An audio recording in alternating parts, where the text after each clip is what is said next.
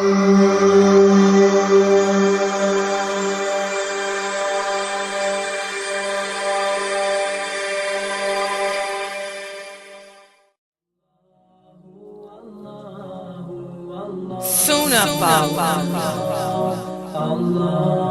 protectors of the Sunnah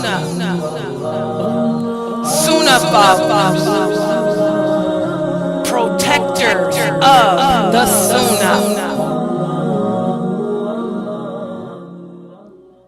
Alhamdulillah wa salat wa salam ala wa rasulullah. We're continuing with our topic of the Sunnah prayers. The Sunnah prayers, and again, I want to remind everyone the Sunnah prayers are simply what they say. They're voluntary prayers. You do not have to ever in your life perform them. If you never pray the Sunnah prayers, Allah is not going to ask you why you didn't do them. Okay? So why do we do them? We do them because they bring about reward. The number one reward they bring is if there are deficiencies in how you perform your obligatory prayers, Allah will make up the difference from your sunnah prayers. That's the big reward. And also they bring about other rewards too, such as Allah will build you an extra home in paradise. Also, if you perform some of them at certain times during the day or night, it brings about your good deeds being risen up to the heavens and etc. And also performing the Sunnah prayers brings you closer to Allah. Remember, Allah told us in a beautiful Hadith Qudsi that my servant, his servant, will continue to get closer to him by doing the voluntary deeds until you earn Allah's love. And Allah has promised that once you earn his love, he will never, ever, ever allow the hellfire to touch you. So for those reasons and more, this is why we do perform the Sunnah prayers, even though we don't have to. And we spoke about the Sunnah Rockets of Dhuhr. Today we're going to speak about the Sunnah Rockets of Maghrib, and it should be Isha. I got Islam on here. You can tell I wasn't thinking. Okay, it should be Maghrib and Isha. I'll change the PowerPoint, inshallah. Okay. So what are the Sunnah Rakats of Maghrib? Well, it is Sunnah to pray 2 Rakats after Maghrib. After Maghrib. We mentioned that Ibn Umar said that the Prophet never, ever, ever missed those 2 Rakats after Maghrib. And also, it is encouraged and preferred for us to pray these rakats in your home. Again, the sunnah prayers should be prayed in the house. So that way you don't end up making your home into a grave. And also, it's a way of teaching your family how to pray as well. We have a hadith whereas the Prophet sallallahu alaihi wasallam prayed the Maghrib prayer. And then after, with the tribe of Abdul el-Ashal. And after he salamed out and closed the prayer, he told them, perform these 2 rakats in your houses. Okay, and though he's talking about the 2 rakats of Maghrib that come after. So it is sunnah to pray 2 rakats after the Maghrib prayer. You pray them in your home. Okay. However, if a person chooses to perform 2 rakats before Maghrib, this is acceptable too. Now, there are some Muslims out there who you will see praying 2 rakats before Maghrib. And you will look at them like, what are they doing? What are they doing? What are they doing? Okay, well, look at this hadith. We have a hadith from Abdullah ibn Mughaffal. He said that the Prophet sallallahu alaihi wasallam said, pray before Maghrib, pray before Maghrib, pray before Maghrib, because whoever wishes to do so. Okay.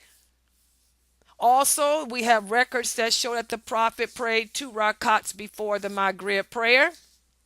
Also, Ibn Abbas said we would pray 2 rakats before Maghrib and the Prophet would see us, but he would not order us to not do it, nor would he stop us from doing it. And those 2 rakats are performed quickly. So the Sunnah Rockets of Maghrib are two after. However, you may find other Muslims praying two rakats before. And I'm going to explain to you why they did this. Because the Prophet sallallahu alaihi wasallam told us in another hadith, guys, that between every adhan and every iqamat is a prayer. So that's why some of the companions would perform the two rakats before. They would wait till after the adhan has been called, right before the iqamat, and they would perform these two rakats before Maghrib. Or they would do it before any other prayer. And we'll get back to that hadith in a moment, okay? But the Sunnah Rockets of Maghrib consist of two rakats afterwards. And you should pray them in your home. What about the Sunnah Rockets of Isha? Well, the Sunnah Rakats of Isha are two and are prayed after the Isha prayer. But again, if a person wants to pray two Rakats between the Adhan and the Iqamat, they can do that. So again, you might go to the mosque and see a brother praying two Rakats before the Isha prayer. Just like you may see one praying two Rakats before Maghrib, or two Rakats before Dhuhr, or two Rakats before Asar. Again, the Prophet sallallahu alaihi wasallam said between every adhan and iqamat there is a prayer. Between every adhan and iqamat there is a prayer. Between every adhan and iqamat there is a prayer for whoever wishes to pray it. And that's the same thing he said about the Maghrib. Between every iqamat and adhan is a prayer. Pray before Maghrib. Pray before Maghrib. Pray before Maghrib. He was speaking about this. But that's not the sunnahs of the Maghrib prayer. The sunnahs of the Maghrib prayers are the two rakats after, just like the sunnah rakats of the Isha are two after. But if a person wants to pray a two rakat prayer before the prayer, this is acceptable. Does everybody understand that? Also, again, the Prophet sallallahu alaihi wasallam said there exists no obligatory prayer without there being immediately preceding it a two rakat. So don't jump on brothers who are coming to the mosque after the adhan is called. You see them do two rakats before Maghrib, or two rakats before Isha, or two rakats before Asar, because they're just following this hadith here. Between every adhan and iqamat, there is a prayer for whoever wants to pray it. And that answers the question that many Muslims ask about the Asar prayer. There are no sunnah rakats for Asar. I repeat, there are no sunnah rakats for Asr. I repeat again, there are no sunnah rakats for the Asr prayer. So how do we explain the hadith where Ibn Umar tells us that the Prophet said, may Allah have mercy on a person who prays four rakats before Asr? And how do you explain the hadith where Ali tells us that the Prophet prayed four rakats before Asr and he prayed them in sets of twos? Well, again, this all relates to between every adhan and iqamat there is a prayer. So the Prophet sallallahu alaihi wasallam let us know, okay, what the sunnah rakats were for each prayer. The sunnah rakats of Dhuhr are either four before or two before, and four after or two after. Okay, or they can be four after. He told us the Sunnah Rockets for Maghrib are two after. The Sunnah Rockets for Isha are two after. But for every prayer between the Adhan and the Iqamat, you can make voluntary Rockets too. You can do two or you can do four.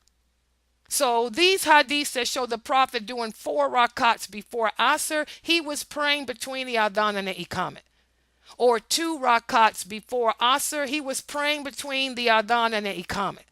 Okay? But those are not the sunnahs of that prayer, because there are no sunnah rakats for Asr. And finally, guys, Whenever you perform the Sunnah Rockets of any prayer, you should wait a few minutes before making the obligatory prayer.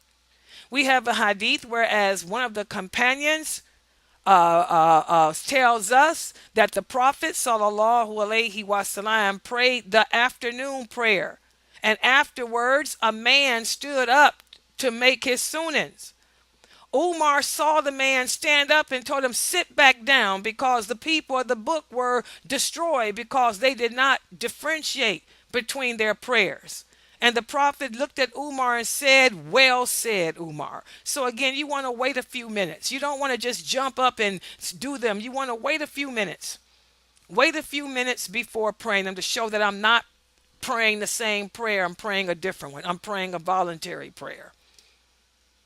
So thus, guys, those are the Sunnah Rockets of the prayer. The Sunnah Rockets of Fajr. Okay, we talked about them two before.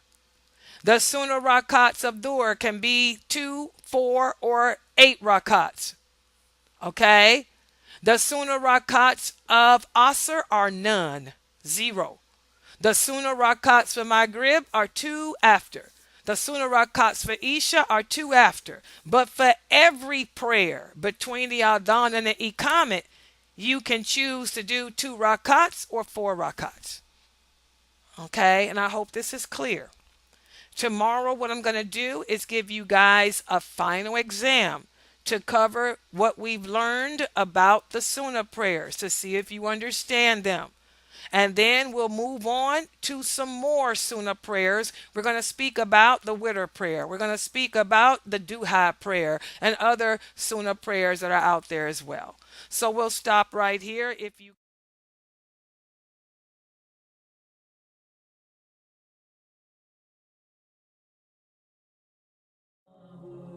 Sunnah